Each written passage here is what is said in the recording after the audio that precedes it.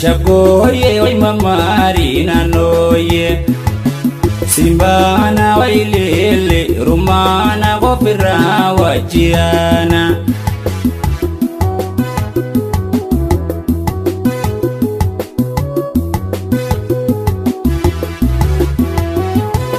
Watubira way bakani sanjiro way kani sire marro Losha dubra way kanda to konjiro way kambari walgarro Watubira way kenya bora gola way bordo te wasana Ulantala way atanumbasini way ire yankafana Walloye way walenda shagoye way mamarina noye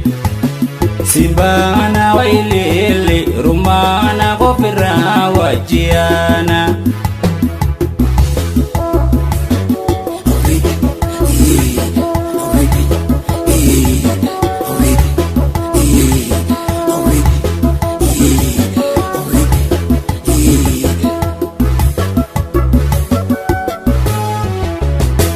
Watubira way rare didanini way masugi kotane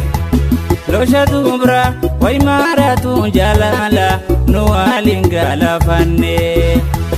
Watubira way doyo doya ole way lono bosha ole